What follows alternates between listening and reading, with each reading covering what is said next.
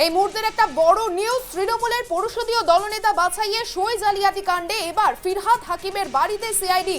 বৃহস্পতিবার সন্ধ্যায় প্রাক্তন মন্ত্রী চেতলার বাড়িতে সিআইডি আধিকারিকরা পৌঁছে যান। যে বৈঠকে বিরোধী দলনেতা নির্বাচনে সই সংগ্রহ করা হয়েছিল সেখানে উপস্থিত ছিলেন ফিরহাদ হাকিম। দলের গুরুত্বপূর্ণ সদস্য হিসাবে তার বয়ান রেকর্ড করতে চেতলার বাড়িতে উপস্থিত হয় সিআইডির টিম।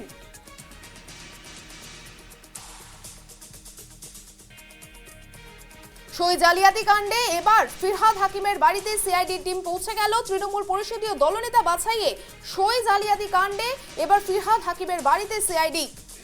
বৃহস্পতিবার সন্ধ্যায় প্রাক্তন মন্ত্রী চেতলার বাড়িতে সিআইডির দল পৌঁছে যায় এবং যে বৈঠকে বিরোধী দলনেতা নির্বাচনে সই সংগ্রহ করেছিল সেখানে উপস্থিত ছিল ফিরহাদ হাকিম।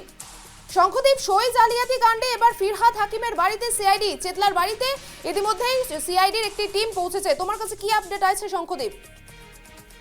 একেবারে তাই, দেখো বিভিন্ন যারা বিধায়ক রয়েছেন তাদের বাড়িতে কিন্তু সিআইডি ভিজিট করছে। সেই প্রসঙ্গেই কিন্তু এবারে ফিরহাদ হাকিম অর্থাৎ কলকাতার যিনি এখনো পর্যন্ত নগরপাল, তার বাড়িতে কিন্তু এবারে সিআইডি টিম হাজির হলো এবং দীর্ঘ প্রায় 45 থেকে 50 মিনিট সেই বাড়িতে তারা ছিলেন।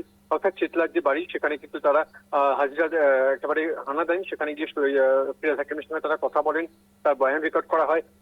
সব মিলিয়ে কিন্তু একবারে এই যে সইজাল কাণ্ড, এই সইজাল কাণ্ডে সিআইডির যে তৎপরতা, সেই তৎপরতা কিন্তু একেবারে নজরে আসছে। এর আগে আমরা দেখেছিলাম যে একাধিক হেভি বিধায়ক যেরকম কুণাল ঘোষ, নয়না বন্দ্যোপাধ্যায়, এরকম বিধায়কদের বাড়িতে সিআইডির টিম হানা দিয়েছিল। এবারে কিন্তু একেবারে মমতা বন্দ্যোপাধ্যায় একেবারে খুবই আস্থাভাজন ফিরহাদ হাকিম, তার বাড়িতে কিন্তু সিআইডি হানা দিল। যেই ফিরহাদ হাকিম কিন্তু কালকে গত পরশু মমতা বন্দ্যোপাধ্যায় যে হোয়াইট চ্যানেলে ধর্ণা ছিল সেখানে উপস্থিত ছিলেন। গতকাল যে শুভেন্দু অধিকারী প্রশাসনিক বৈঠক ছিল সেখানে ফিরহাদ হাকিম উপস্থিত ছিলেন।